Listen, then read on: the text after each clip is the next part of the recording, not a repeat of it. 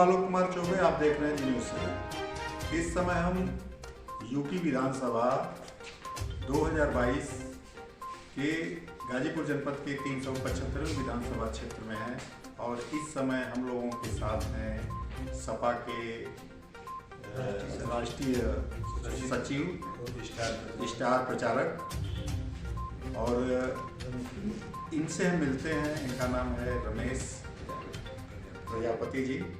Sir, सर्वप्रथम आपका हमारे चैनल में स्वागत है।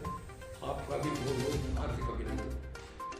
सर, हम आपसे प्रथम दृष्टया ये जानना चाहेंगे कि आप जो है स्टार प्रचारक हैं, तो हर जगह पे आपने प्रचार किया होगा पार्टी का। क्या स्थिति है इस समय आपकी पार्टी की, विशेषतः गाजीपुर जनपद में?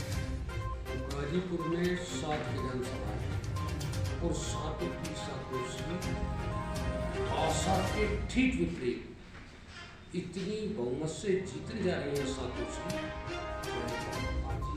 चाहे वीरेंद्र जी हो, चाहे जय किशन साहू जी हो, सारे जितने भी जो प्रत्याशी हैं प्रचंड बहुमत से ये जीतने जा रहे हैं। सारे प्रत्याशी 7 विधानसभाएं इस गाजीपुर जनपद में। जैसा कि सभी पार्टियों का लगभग टिकट डिक्लेयर हो गया, परंतु सपा जो है अपना टिकट सबसे पीछे जो है डिक्लेयर की है। क्या इसकी वजह से 375 विधानसभा के जो प्रत्याशी हैं जय किशन साहू जी, क्या उनके ऊपर कोई प्रभाव नहीं पड़ेगा? देखिए, कोई प्रभाव नहीं पड़ना। होता क्या है कि जब ज़्यादा चालाक लोग, जब लोग मदारी को डमरूआ सामने आ जाए, उसकी स्थिति को देखना पड़ता है।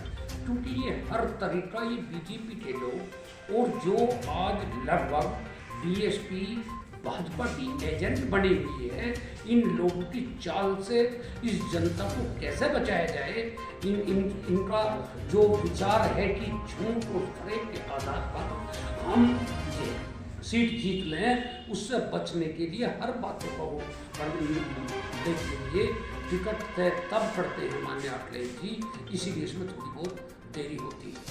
ये परिवारवाद चरम पे है। विपक्षियों का, राजनीतिक पार्टियों का कहना है कि आप परिवारवाद की राजनीति करते हैं। जैसे गाजीपुर जनपद की अगर जंगीपुर विधानसभा सीट की बात की जाए तो परंपरागत एक ही परिवार के लोगों को सीट देने का काम किया। क्या सपा की पार्टी में कोई अदर चेहरा नहीं दिखता क्या? हम परिवारवाद की बात नहीं करते, हम समाजवाद की बात करते हैं। हिंदू हो, मुसलमान हो, सिख हो, ईसाई, कोई किसी जाति, किसी धर्म का इंसान हो, संविधान की धारा 340, 341 को पर अनुपालन में हम सब लोगों को लेकर साथ चलते हैं। और हमें एक बात बताओ कि साहू जी कौन से समाज से हैं और हमारे जो ओम प्रकाश जी कौन से समाज से हैं। मैं समाज का नाम लेना नहीं चाहता, पर ये जो इस तरह की झूठ का प्रचलन कर ये इस तरह से बात करते हैं, हमें बताओ हर जाति और हर वर्ग के आदमी को समाजवादी पार्टी ने टिकट देने का काम किया नहीं किया? समझाते, प्रजापति को 4 टिकट देने का काम किया, साहू को देने का काम किया, जाट भाइयों को काम दिया, टिकट दिए, ठाकुरों को दिए, सविता समाज को दिए, वाल्मीकि को दिए, जाटों भाइयों को दिए। कोई ऐसा काजल निशा कैंपेयर से लड़ रही है, कौन सी जाति की है? बात हम अगर गाजीपुर विधानसभा क्षेत्र की करें, मैं व्यक्तिगत कह रहा हूँ कि जहाँ पे इस समय आप हैं, अगर आपने अभी कहा कि गाजीपुर जनपद में 7 विधानसभा सीटें हैं, 2 सुरक्षित हैं, बची 5 में जैसा कि आपने 2 लोगों का नाम लिया। एक वीरेंद्र यादव जी के परिवार, इनकी माता जी रहे जंगीपुर विधानसभा क्षेत्र में। उसके बाद अगर आप बात करें जमानिया की तो ओम प्रकाश सिंह रहे। ये कंटिन्यूटी चल रही है, बदलाव होना चाहिए नहीं होना चाहिए, ये हम कहना चाहते हैं। मेरा आपने प्रश्न बड़ा अच्छा पूछा। सवाल न जंगीपुर का है, न गोरखपुर का है, न आजमगढ़ का है। सवाल इस बात का है कि जितनी भी उत्तर प्रदेश की योजनाएं बनती है सरकार में, तो वो पूरे उत्तर प्रदेश को देख कर बनती है। इसमें यहाँ मजबूरी हो सकती है कि कोई टिकट चाह रहा है, लेकिन परिस्थितियाँ इन छोटी सबसे बड़ी छोटी पार्टी और जो बीजेपी के एजेंट है मायावती और ये पंजे, क्योंकि एक सांप नाथ है तो एक नागनाथ है। इन लोगों से बचने के लिए परिस्थितिवश टिकट दिए जाते हैं, इसीलिए ऐसा हुआ। ऐसा नहीं है परिवारवाद तो आप देखिए कांग्रेस में परिवार नहीं है। इंदिरा गांधी, राजीव गांधी, कौन सा परिवारवाद है? कौन से परिवारवाद की बात है? इसी परिवारवाद को तोड़ने के लिए तो भाजपा डबल इंजन की सरकार बोली जा रही है। गाजीपुर में तो सभी राजनीतिक पार्टियों को कुछ न कुछ दिया, यहाँ से कैबिनेट मंत्री हुए, यहाँ से राज्य मंत्री हुए, और गाजीपुर में आज भी लोग चल रहे हैं तो हिचकोले खा रहे हैं। तो गाजीपुर को मिला क्या? क्यों आपको वोट दे? क्यों जनता आपको चुने जबकि डबल इंजन की सरकार है यहाँ पे?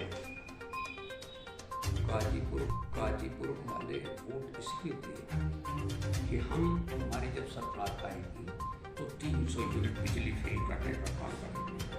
300 यूनिट लेकर प्राथमिक पाठशाला में और स्नातक और महास्नातक क्लासों तक की फीस मतलब पढ़ाई फ्री होगी। अस्पतालों में दवाई फ्री होगी। निर्भया कांड के बाद एक बार बयान आया था मुलायम सिंह यादव जी का कि बच्चे हैं गलती हो जाती है, क्या कहना है आपका?